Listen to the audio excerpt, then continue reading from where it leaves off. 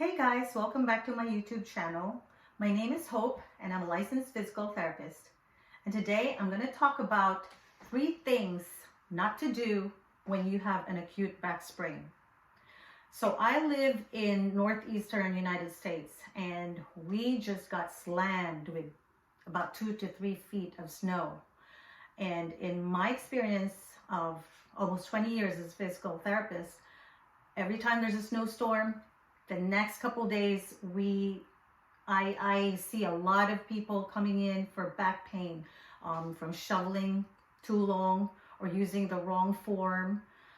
So today I'm here to talk to you about what not to do before you get to see your doctor or see a physical therapist, what not to do to prevent making the pain worse. So the first thing I would not do is use a heating pad.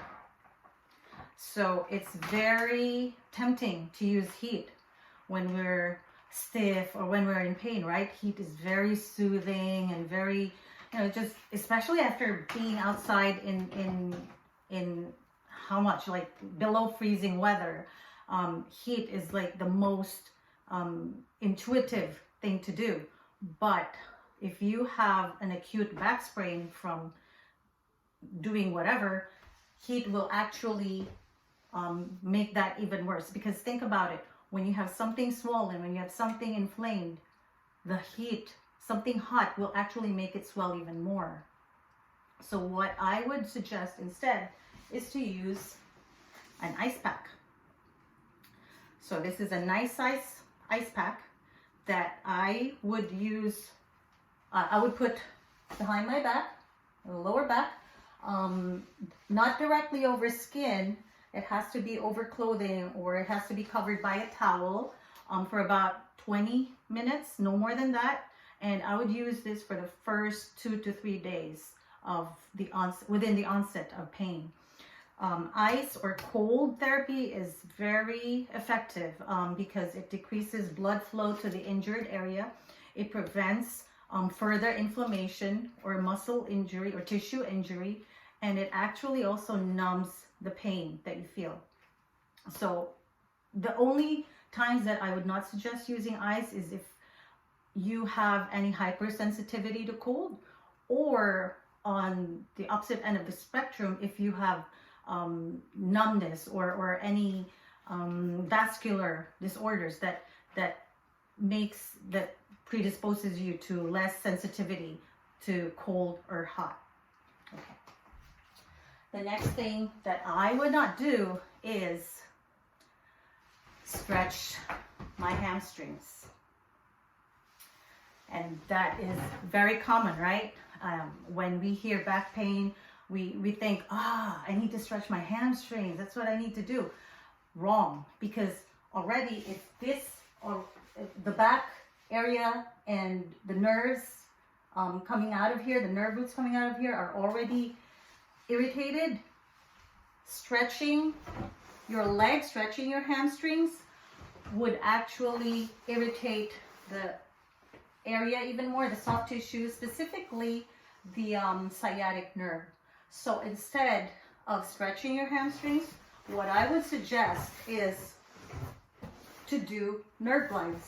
So you would lie down on a flat surface, prop your legs up like so, 90 degrees, 90 would be even better. And I would just flex my foot 15 times like this. And then switch it with the other leg 15 times like this.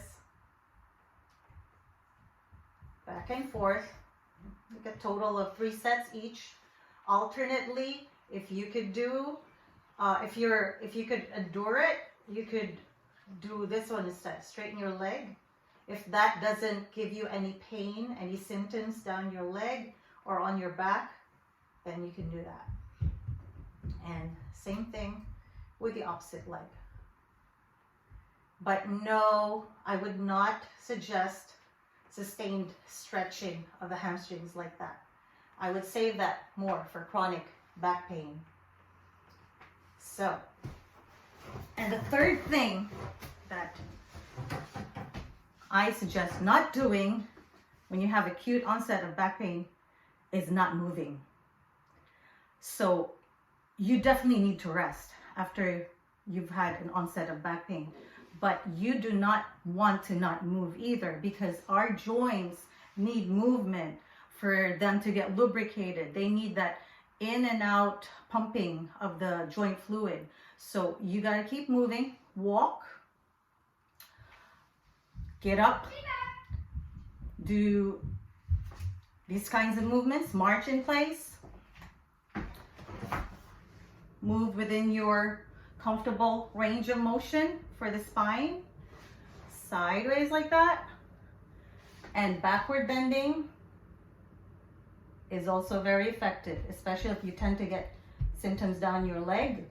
Backward bending is often helpful in relieving that, except in the case of when you have spinal stenosis, in which case you should be consulting with your doctor. So there you have it, my top 3 things to avoid when you have an acute onset of back pain.